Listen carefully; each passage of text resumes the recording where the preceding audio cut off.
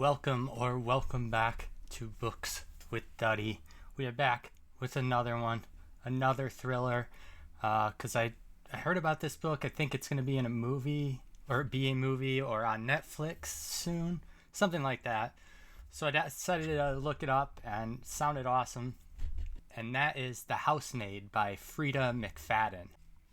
If you're looking for a discussion of the book that includes spoilers, including talking about the ending and going more in depth about the characters and the story and all that, check out the linked video.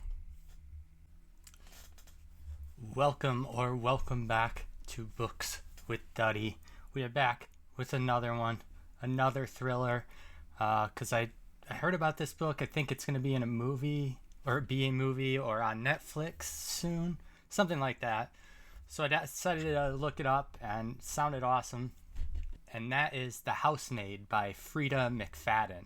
For a quick summary of the book, this is a book about Millie, recently released from prison, down on her luck, looking for a job, and she stumbles upon a job as a live-in maid for a wealthy family. She gets that job, she's super excited, but it kind of turns out there's more to the family than meets the eye at the initial meeting. Few of the characters, without spoilers, of course, we have Millie, who is our protagonist, and as I said, she's very down on her luck. She's homeless, living in her car before she gets this job, which she is thrilled to have. And then we have the Winchester family. And they are the family that hires Millie as their live-in maid. And then we have Nina Winchester, who is a stay-at-home mom and whose behavior immediately is shown to be very erratic. We have her husband, Andrew Winchester, who owns a couple of businesses but is a very charming man and seems to care about his family a lot. And then they have a daughter, Cecilia, who I believe is 6 years old, who comes off as erratic, similar to Nina. As far as the writing style, chapters are short. They're almost all of the chapters leave off on some sort of either minor cliffhanger or something that makes you want to keep reading. At times, the book almost feels like a diary because it is heavy on Millie's own inner dialogue of what she's dealing with and going through, but it works. It's very fast paced. I really couldn't put it down.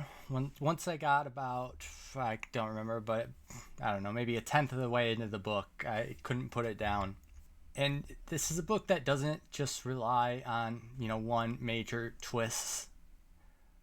There's a lot of things, small things that build unease throughout the book and little twists that you don't see coming.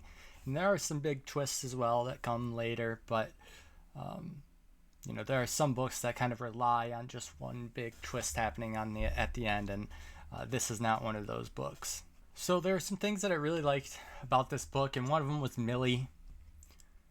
Millie is not a perfect character.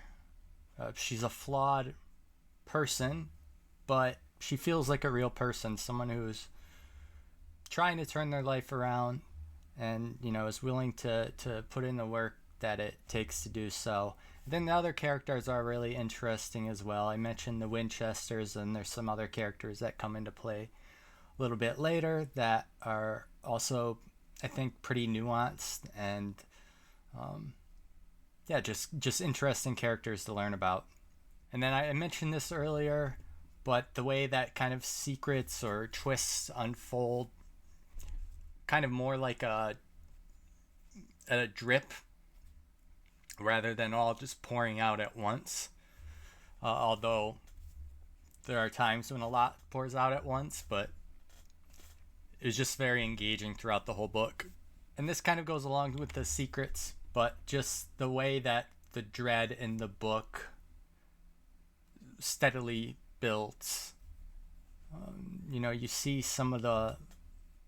signs and things happening early in the book, and it just kind of slowly, steadily builds to the climax, which the kind of whole ending of this book is probably my favorite part. Without saying anything with spoilers, I just thought the way that the story, the direction that it went, was awesome. It was surprising, but not so out of left field that it wasn't, the ending wasn't believable. So yeah, the ending was fantastic and just did the rest of the book justice. There were a few minor things I would say that I didn't really like. I mean, like in most books, psychological thriller type of books, you do have to have some suspension of disbelief in order to make some plot points work. But that's, I guess, a common, complaint or common criticism that I have of this genre. And then really the only other thing was the way that there were a few characters that really didn't get fleshed out. You saw some of their behavior and you never really got a good explanation as to why. There was some implications and whatnot, but I just felt there was a few characters that didn't get fleshed out as much as they could. But again, these are pretty minor criticisms, I would say. Overall, the book was fantastic. I believe there are some sequels to the book. I will definitely read those in the future. I'd highly recommend this book. I'm excited that I read it before whatever comes out, the movie or the show. And so I would say I'm going to give this book an 8.4 out of 10. Just a really great book and well worth the read. So if you made it this far, I definitely appreciate it. If you could leave me a like and subscribe, I would very much appreciate that. Otherwise, I hope to hear what you all thought of the book, and I will see you all soon.